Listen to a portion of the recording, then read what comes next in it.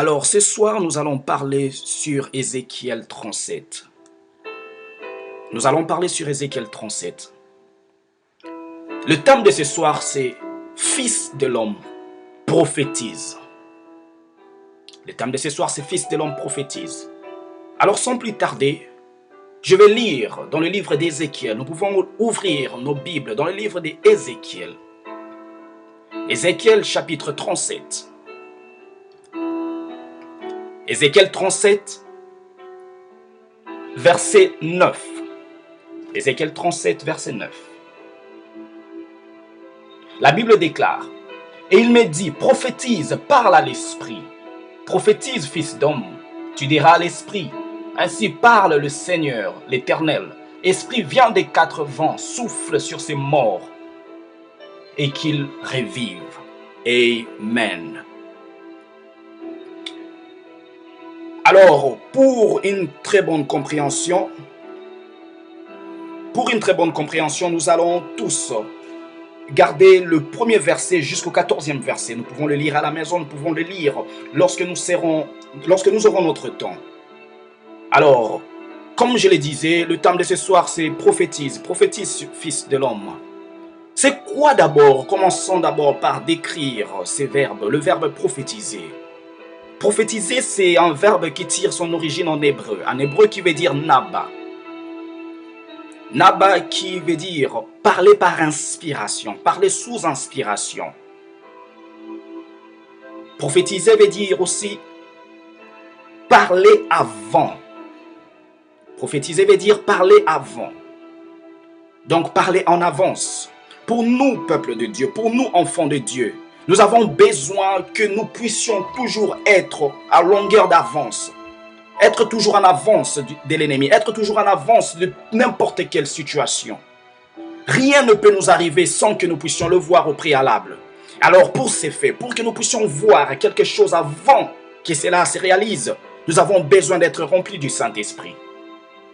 Ici dans la Bible, il est écrit, dans le premier verset, il est écrit « La main de l'Éternel fut sur moi. Et l'Éternel me fit sortir en esprit et me déposa dans le milieu de la vallée. Celle-ci était remplie d'ossements. » Alors ici, nous comprenons que le prophète Ézéchiel n'avait pas eu cette inspiration juste comme ça. Le prophète Ézéchiel, tout ce qu'il était en train de voir n'était pas ses propres imaginations. Non, le prophète Ézéchiel était ravi en esprit par le Saint-Esprit. Parce qu'il est écrit, la main de l'Éternel fut sur lui. Alors lorsque nous parlons de ces prophètes, cet homme merveilleux, il a été ravi en esprit. Nous voulons dire que c'est ça dont nous parlons du monde surnaturel. Vous savez, le monde surnaturel est un monde très vaste. Le monde surnaturel a beaucoup plus de ressources. Le monde surnaturel, pour recevoir certaines inspirations, pour recevoir certaines visions, tu as besoin d'être connecté au monde surnaturel. Alors il ne faut pas oublier, lorsque nous parlons du monde surnaturel, il y a deux sortes dans ce monde-là, il y a des types. Il y a la lumière et il y a le ténèbre. Et pour nous chrétiens aujourd'hui, lorsque nous parlons du surnaturel, nous parlons de la lumière. Alors lorsque nous parlons de la lumière, nous faisons directement allusion à Jésus. Jésus qui dit qu'il est la lumière du monde. Alors c'est lui qui veut vivre. Il doit suivre ce bon chemin de la lumière. Alors je suis en train de parler à une personne ce soir. Si tu as besoin de vivre dans ta vie, si tu as même besoin de voir ce que l'Esprit de Dieu te montre, tu dois être connecté à ce monde de la lumière. Vous savez, avec le monde physique, la vie se trouve dans le sang. Mais dans le monde spirituel, la vie se trouve dans la lumière. Une personne qui est en train de vivre, c'est une personne qui a la lumière avec elle. Parce que tu ne peux pas vivre sans que Dieu puisse te donner cette priorité. Tu ne peux pas vivre sans que Dieu puisse te le permettre. Tu ne peux pas vivre sans que Dieu sache que tu es en train de vivre. Alors je suis en train de rappeler encore à une personne qu'aujourd'hui, nous ne devons pas être ingrats de ce que Dieu est en train de faire pour nous. Pour vivre, pour continuer d'être puissant, pour continuer même d'exceller dans ce monde, nous avons besoin d'être au préalable surnaturel. Nous avons besoin au préalable de reconnaître notre source. Et notre source, c'est Dieu. C'est dont nous parlons de la lumière. Alors j'étais en train de parler pour dire, La main de l'Éternel fut sur moi, et l'Éternel me fit sortir en esprit, et me déposa dans le milieu de la vallée. On s'arrête un peu ici, la vallée. Lorsqu'on parle de la vallée, c'est quoi une vallée? Une vallée, c'est une sécheresse. Une vallée, ce sont des moments difficiles. Alors j'aimerais aussi rappeler à quelqu'un aujourd'hui que lorsque nous parlons de ces livres d'Ézéchiel 37, nous voyons le prophète Ézéchiel.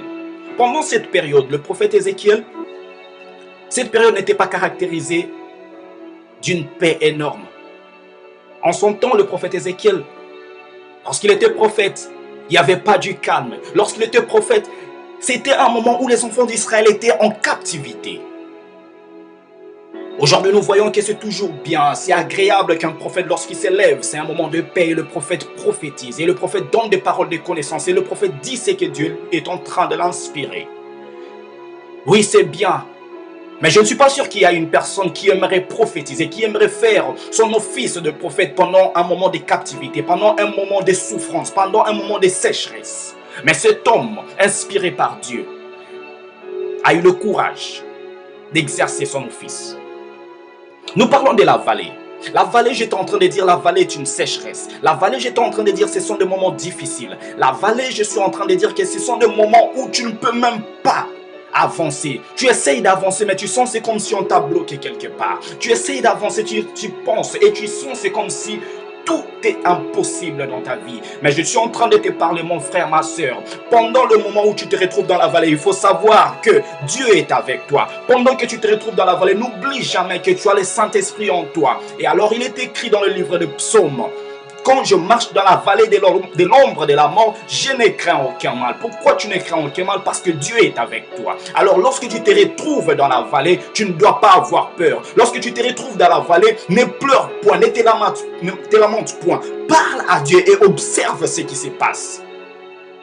Je répète encore, parle à Dieu et observe ce qui se passe. Pourquoi je parle de l'observation? Parce qu'ici nous voyons le prophète Ézéchiel. La main de l'Éternel l'a emmené dans la vallée. Et dans la vallée, il est écrit, celle-ci était remplie d'ossements. Et il me fit passer auprès de tout autour. Donc l'Esprit de Dieu a fait passer le prophète autour de la vallée. Quand on te fait passer autour de la vallée, cela veut dire que tu es en train de tourner en rond. Tu tournes pour voir. L'Esprit de Dieu avait pour objectif de montrer au prophète Ézéchiel qu'est-ce qui s'est passé dans la vallée. Pourquoi il l'a emmené dans la vallée et qu'est-ce qu'il y avait dans cette vallée. Avec cela, je veux dire à une personne aujourd'hui, tu te retrouves dans des moments difficiles, tu te retrouves dans des moments où tu penses que rien ne peut marcher. Ne crains rien, commence d'abord par observer. Avant de te battre, avant même de prier contre cette sécheresse, tu dois d'abord comprendre ce qui se retrouve à l'intérieur. Avant même de parler pour dire que Père, je veux un changement, comprends d'abord qu'est-ce qui se passe à l'intérieur, qu'est-ce que tu dois faire afin de vivre un changement dans ta vie. En tant qu'enfant de Dieu, nous avons besoin d'avoir cette loi, la loi de l'observation. Avant que tu puisses prier, tu as besoin de savoir d'abord qu'est-ce qui se passe. Avant de chasser quelque chose, avant de combattre même un ennemi, tu dois d'abord savoir quelle est cette racine qui a fait à ce que l'ennemi vienne. Quelle est cette racine, quelle est la porte qui a été ouverte afin que l'ennemi entre. L'observation, je parle de l'observation. Et lorsque nous parlons de cette observation, nous ne pouvons jamais observer avec les yeux physiques. Lorsque tu observes avec les yeux physiques, tu vas taper à côté. Lorsque tu observes avec les yeux physiques, tu vas te décourager. Pourquoi? Parce que l'homme est limité. Mais lorsque tu observes avec les yeux de Dieu, tu vas voir que tout problème qui s'élève devant toi est minime. Lorsque tu observes avec les yeux de Dieu, tu vas voir que tous ces ossements desséchés peuvent changer et revenir à la vie. Je parle à une personne. Nous parlons de la vallée. Nous parlons de la vallée. Et il est écrit dans le verset 2. Or, il était très nombreux à la surface de la vallée et très sec. Ici, nous parlons des ossements. Notre deuxième partie, nous allons parler des ossements. Donc, caractériser qu'est-ce qui se retrouve dans la vallée. Bien sûr que l'Esprit de l'Éternel a amené le prophète dans la vallée. Et il a fait à ce que le prophète puisse aller tout autour de la vallée pour voir, observer qu'est-ce qu'il y avait dedans. Alors, le fruit de l'observation a fait à ce que le prophète puisse reconnaître, identifier qu'est-ce qu'il y avait dans cette vallée. Alors, lorsqu'il a identifié ce qu'il avait, il dit que j'ai vu des ossements.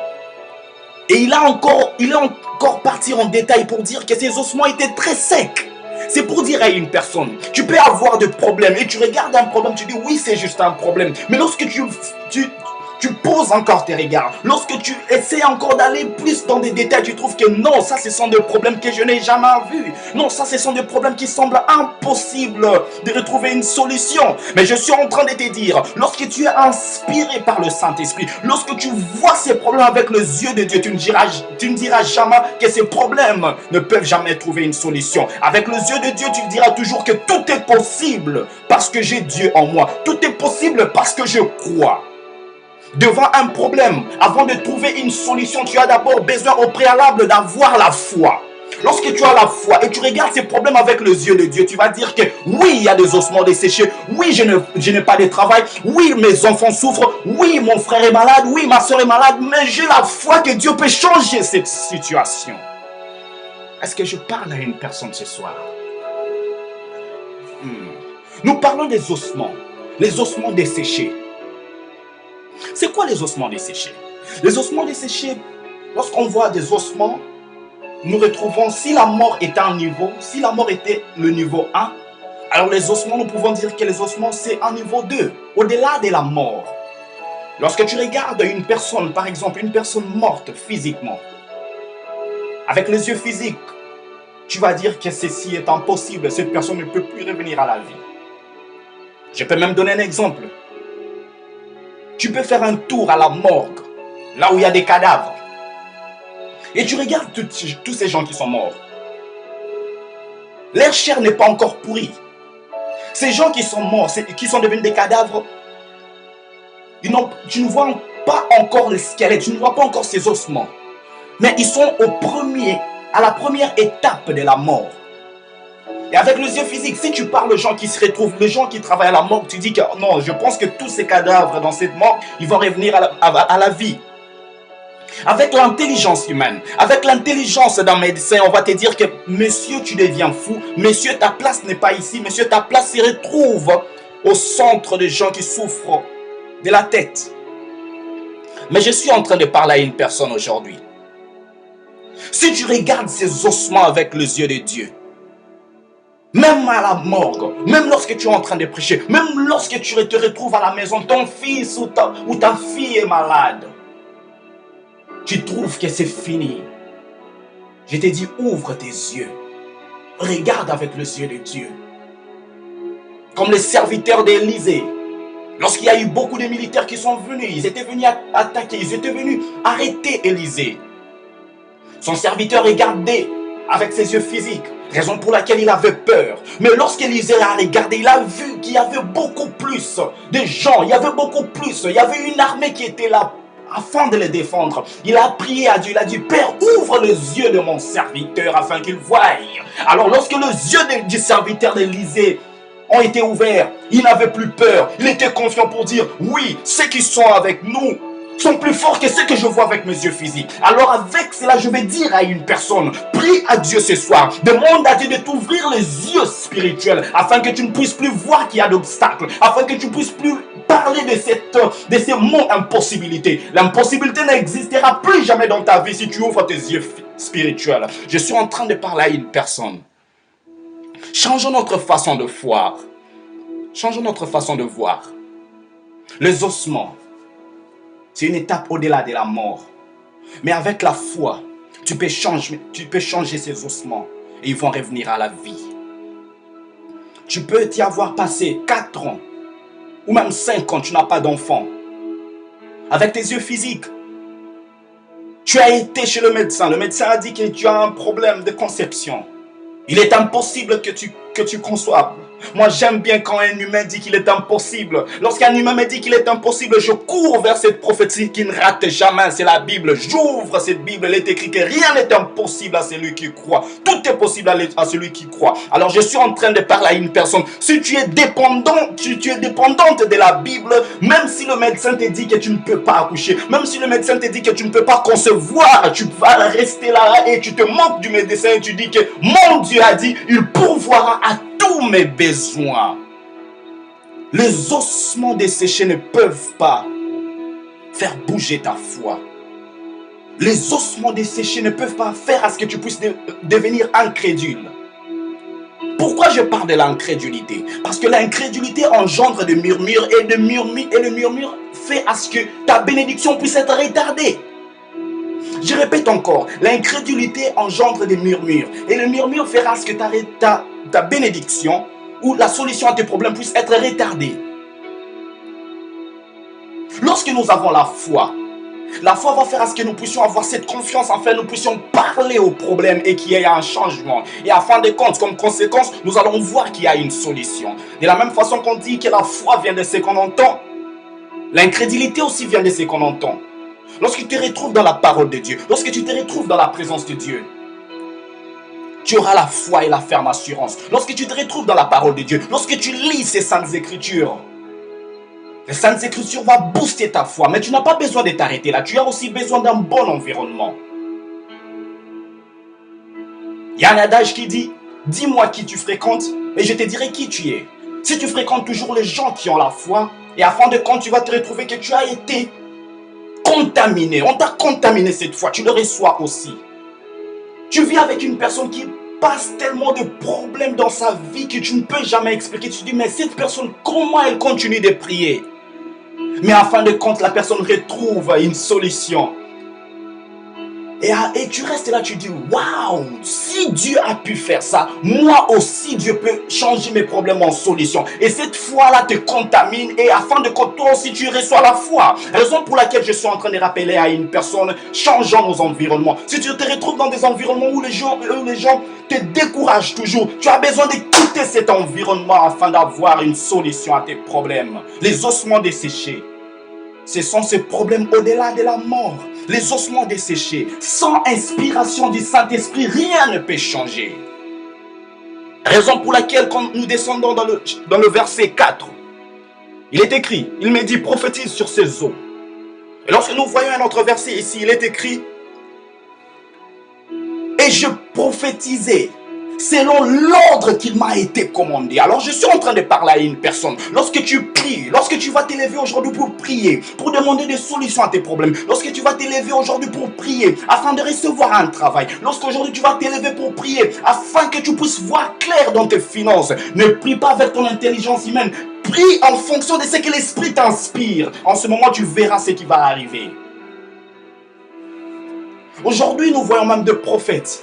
Un prophète tape facilement à côté lorsque le prophète commence à parler selon son intelligence. Mais lorsque le prophète parle selon ce qui lui a été commandé, nous allons voir. Le prophète te dit, voici ton fils s'appelle tel. Voici, je suis en train de voir tel numéro dans ton téléphone. Et Dieu me dit ceci, tu verras ça dans tel jour. Et puis après 3 ou 4 jours, comme le prophète a dit, tu retrouves ce qu'il a dit et ça se réalise. Là, c'est lorsque le prophète est inspiré par le Saint-Esprit et parle selon ce que le Saint-Esprit lui a commandé. De la même façon, dans notre vie, nous avons besoin de parler selon ce que l'Esprit nous commande. Tu es en train d'avancer, tu es en train de prier, tu es en train de chercher une solution. Ne prie pas avec ton intelligence humaine, tu es en train d'avancer, tu cherches à ce que Dieu puisse te faire booster dans ton lieu de travail. Tu cherches à ce que Jésus puisse faire à ce que tu puisses être plus que vainqueur dans n'importe quel aspect de ta vie.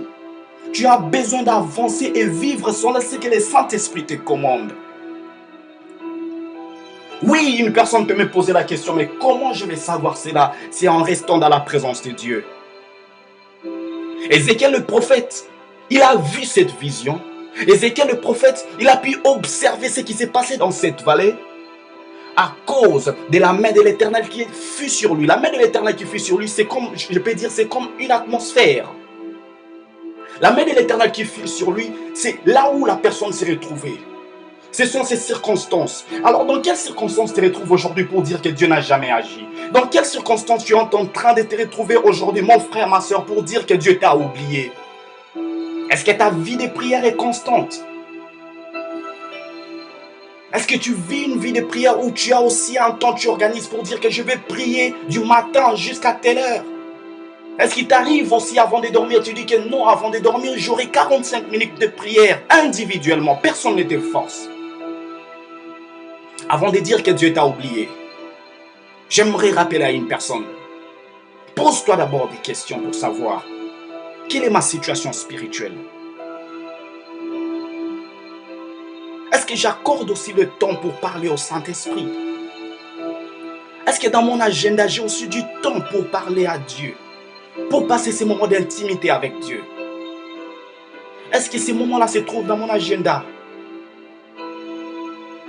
Alors je suis en train de parler à une personne. Lorsque tu réserves ton temps, lorsque tu dis à Dieu, Père éternel, dès aujourd'hui, chaque fois avant de dormir, je réserve 45 minutes pour parler avec toi. Je suis en train de te dire que ta situation financière, que ta situation de famille, que ta situation même de la compagnie ou quoi que ce soit va changer, et cela sera par le nom puissant de Jésus-Christ. Parce que lorsque tu sers Dieu, lorsque tu t'occupes des choses de Dieu, Dieu aussi va s'occuper de tes affaires.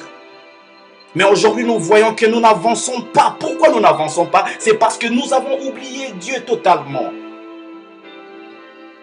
Nous passons 10 minutes dans la prière par jour et nous nous attendons à des exploits d'une personne qui peut passer 1 heure par jour dans la présence de Dieu. Non. Tu sèmes peu, tu moissonneras peu. Alors si tu poses, si tu mets beaucoup plus de temps dans la présence de Dieu, tu vas voir ce que Dieu va faire en retour. Bien sûr que nous pouvons dire non, nous sommes en Europe, non, nous sommes en Amérique, nous sommes aux États-Unis, au Canada. Et nous travaillons du matin jusqu'au soir, j'ai 8 heures de travail par jour. Oui, c'est très bien dit, 8 heures. Un jour à 24 heures. Sur 24 heures, quand tu enlèves 8, il te reste 16 heures. Et sur les 16 heures, tu enlèves encore 8 pour dormir, il te reste 8 heures. Et sur les 8 heures qui restent, bien sûr que tu dois te reposer, bien sûr que tu dois t'occuper de ta famille. Mais 1 heure sur 8, ne peux-tu pas réserver ces temps-là pour Dieu? Ok, tu peux me dire 1 heure c'est trop. 40 minutes sur 8 heures, tu ne peux pas réserver ces temps-là pour Dieu. Lorsque nous nous rendons compte de ce que la vie de prière peut produire dans nos vies, nous n'allons jamais ignorer cette vie de prière. Nous n'allons jamais oublier. Nous n'allons jamais négliger ce temps de parler à Dieu. Les hommes forts de la Bible, les hommes et les femmes fortes de la Bible, ce sont ces gens qui priaient. Il est écrit dans le livre de Jacques, chapitre 5, qu'Élie était un homme de même nature que nous. Il pria avec instance et il parla, il n'y eut plus pluie. Il pria encore et il parla. Après cela, il y eut encore pluie. Si Élie, qui était de la même nature que nous, a pu faire cela, pourquoi pas toi mon frère, pourquoi pas toi ma soeur? La seule chose qui t'empêche, c'est parce que ta vie de prière est minime. Si tu veux voir des grands exploits dans ta vie, organise encore ta vie de prière. Je suis en train de parler prophétiquement à une personne aujourd'hui. Tu traverses des moments difficiles, pose-toi une question, arrange ton calendrier pour dire quel est mon temps de prière? Est-ce que je passe le temps dans la présence de Dieu? Ou bien c'est juste chaque vendredi quand je me retrouve dans la lune de prière que c'est le moment où j'ouvre la Bible, c'est le moment où j'implore Dieu? Non. Dans la Bible, il est écrit prier sans cesse. Lorsqu'on dit prier sans cesse, cela veut dire prier continuellement. Quelqu'un peut s'élever aujourd'hui pour me dire, mais comment prier sans cesse? Cela veut dire que je prie du matin jusqu'à demain, je continue, je ne m'arrête pas. Avec cela, je vais aussi répondre à une personne pour dire, pour vivre, nous avons besoin de boire de l'eau sans cesse. Nous avons besoin de boire de l'eau continuellement. Est-ce que cela veut dire que tu bois de l'eau de 6 heures jusqu'à minuit? Non. Mais tu bois cette eau au moment propice. Tu bois cette eau pour rester en bonne santé, pour ne pas te déshydrater. De la même façon avec la prière. Tu ne peux jamais passer toute une journée sans prier. C'est impossible pour un chrétien. C'est impossible. Prendre ne fût-ce qu'un petit 30 minutes sur tes 24 heures et parle à ton Dieu. Lorsque nous arrangeons notre temps de prière, lorsque notre vie spirituelle commence à avoir un bon calendrier, je suis en train de parler à une personne aujourd'hui que nous verrons un grand changement. Il est écrit, prophétise sur ces ossements desséchés. Là, nous quittons les ossements, maintenant nous arrivons à l'acte, l'action. On lui dit de prophétiser. Nous avons dit prophétiser, veut dire parler par inspiration. Le prophète a prophétisé. Il a parlé à ses ossements desséchés. Et nous avons vu, il y a eu de la chair qui commençait à pousser. La chair, il y a eu du sang, il y a eu de veines.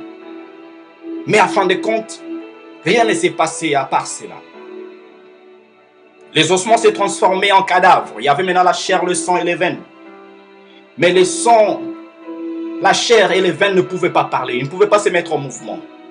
Alors avec cela, je vais dire à une personne que lorsque l'esprit n'est pas en toi, tu ne peux pas te mettre en mouvement. Lorsque l'esprit n'est pas en toi, tu ne peux pas bouger. Lorsque l'esprit n'est pas en toi, tu ne peux pas même réfléchir. Lorsque l'esprit n'est pas en toi, tu ne peux pas aller de l'avant.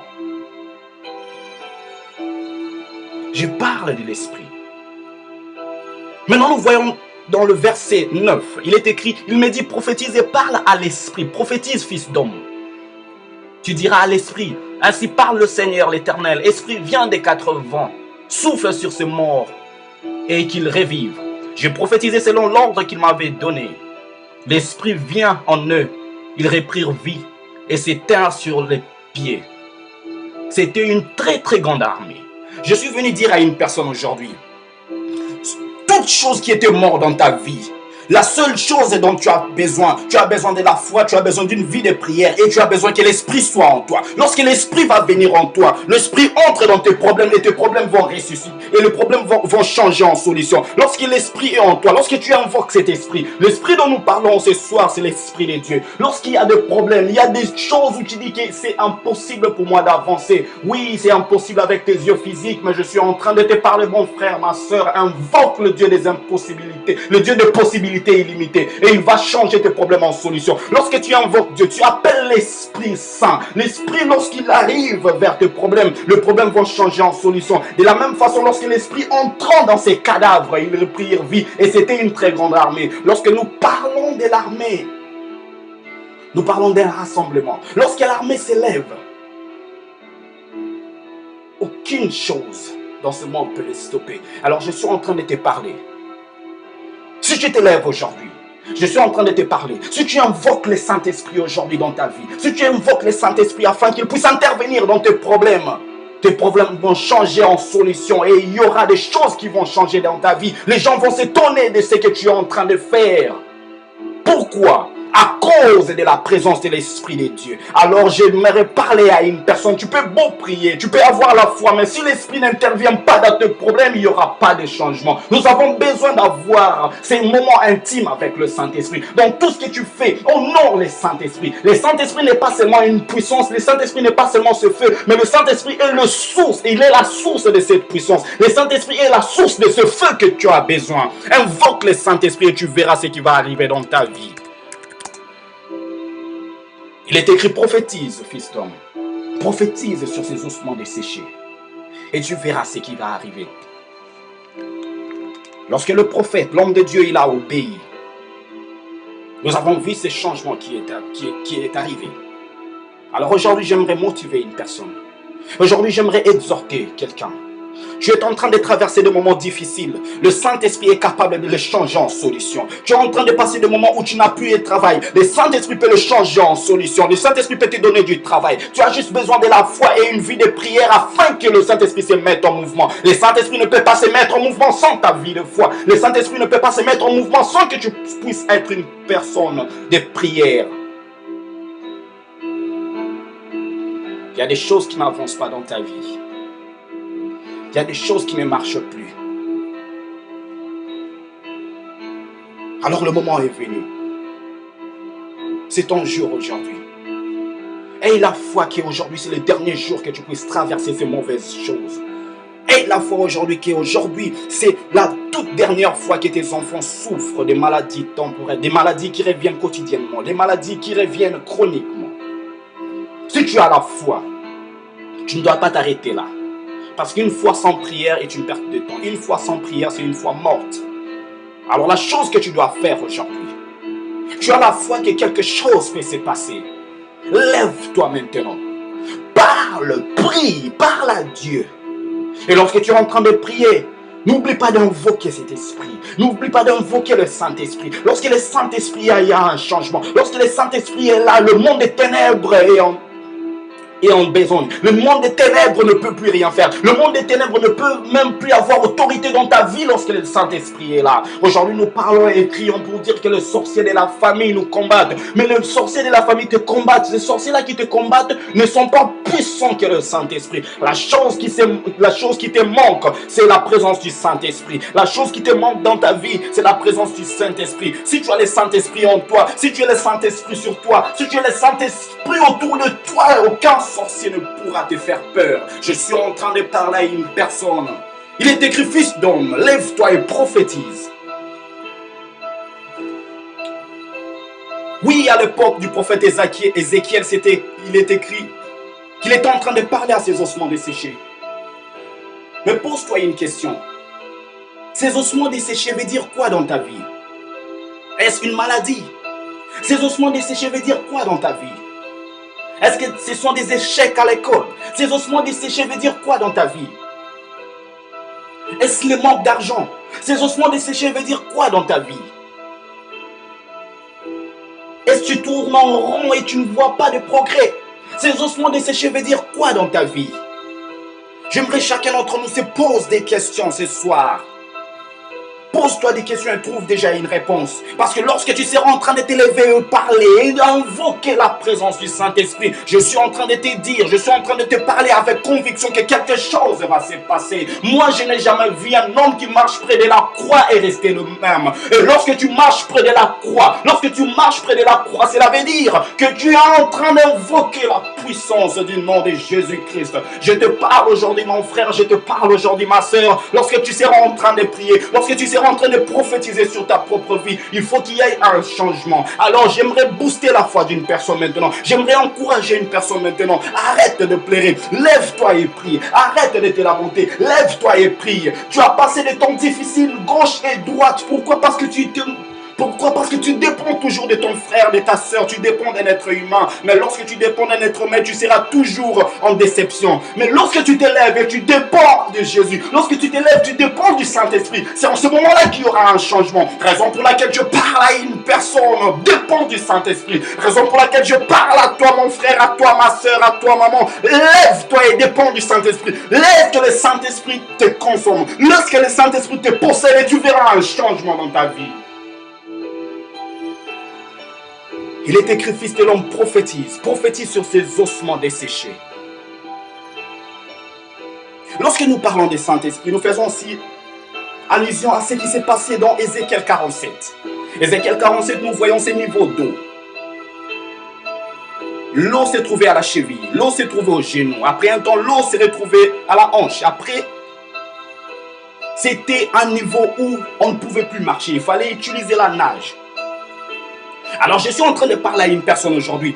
Cette nage, cette eau, cette dimension de profondeur, cette dimension où tu ne peux même plus marcher, cette dimension grande, cela veut dire c'est une dimension où le Saint-Esprit possède tout. Alors je suis en train de parler à une personne. Lorsque tu entres en profondeur avec le Saint-Esprit, on ne pourra plus mesurer ta vie. Lorsque tu rentres en profondeur avec le Saint-Esprit, on ne pourra plus discerner et voir qu'est-ce qui se passe réellement dans ta vie. Lorsque tu rentres en profondeur avec le Saint-Esprit, on ne pourra plus dire que cette personne reçoit tel salaire à cause de ce qu'on te voit physiquement. Le Saint-Esprit va faire à ce que tout ce qui se passe dans ton extérieur change. Je parle à une personne de la puissance du Saint-Esprit.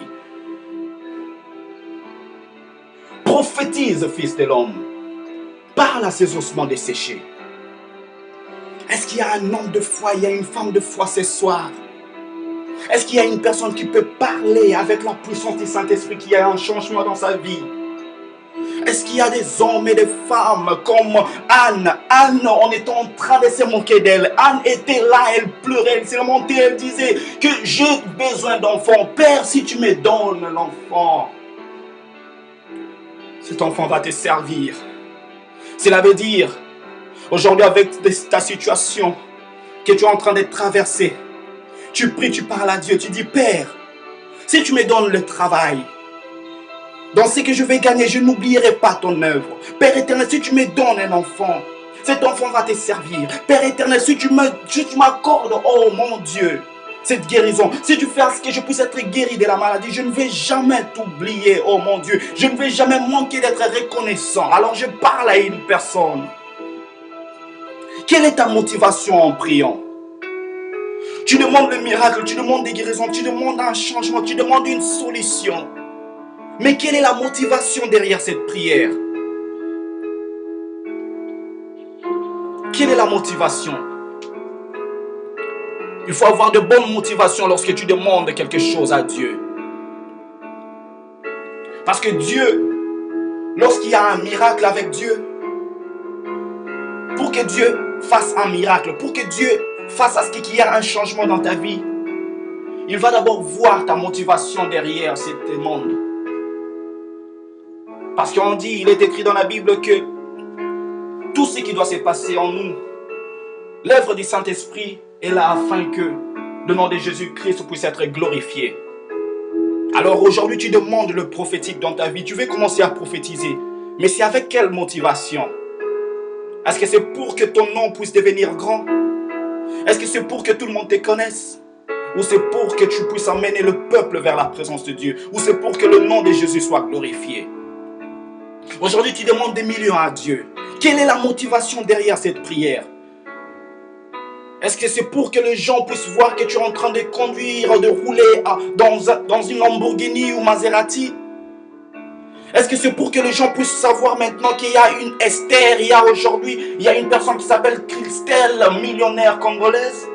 Ou bien c'est pour que les gens puissent regarder et dire oui, absolument, un chrétien peut être aussi millionnaire et ces gens-là glorifient Jésus à travers ce que tu as reçu? Quelle est la motivation derrière ta prière? Quelle est ta motivation derrière ce que tu fais? Je suis en train de parler à une personne. Avant de prier, revois encore cette motivation. Et ensuite parle à Dieu. Et tu verras un changement dans ta vie. Que Dieu...